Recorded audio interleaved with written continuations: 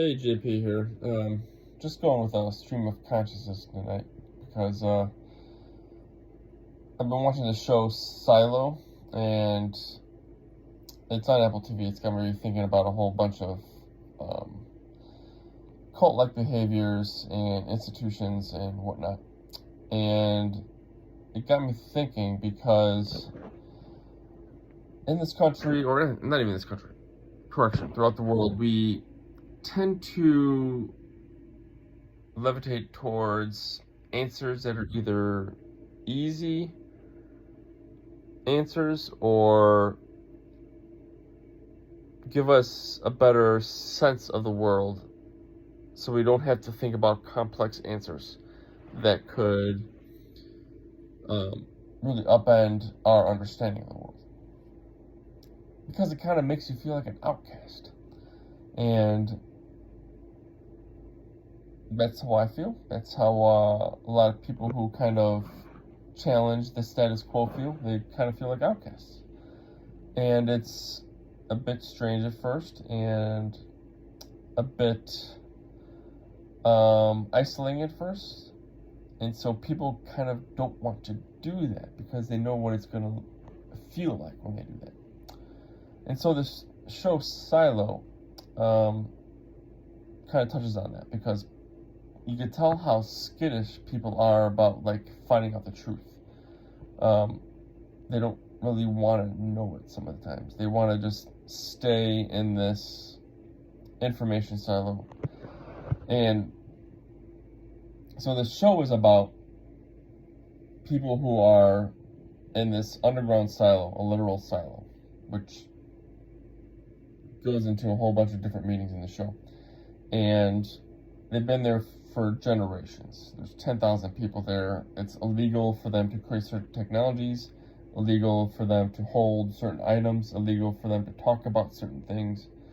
And if they do those things, sometimes the punishment could be people could be suicide where they're thrown off the top staircase, which is like 140 stairway drop, which is thousands of feet. Or they get sent outside where people believe they're dying.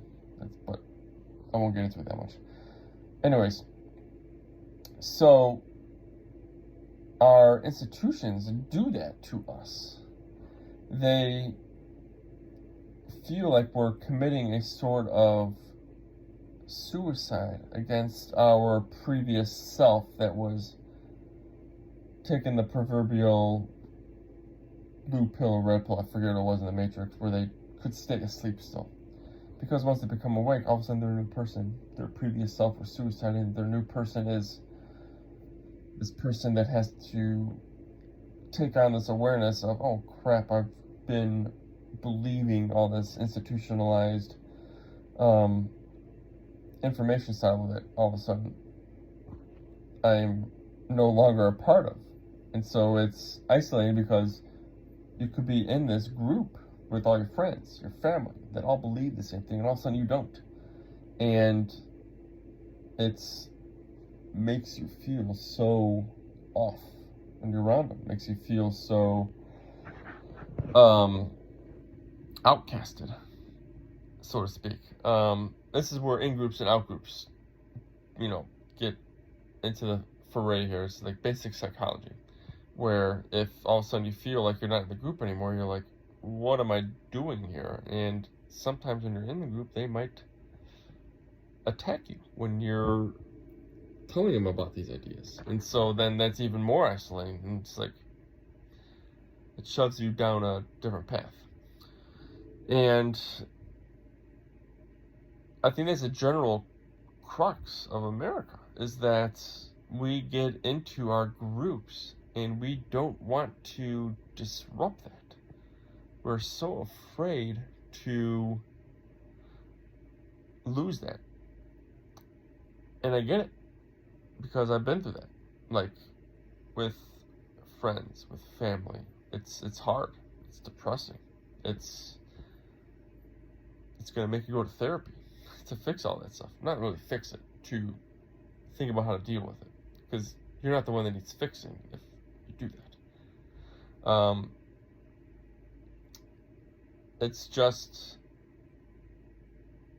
it's hard to do. And I can see why America is stuck in the way it is. I shouldn't even say America. The rest of the world is stuck in this because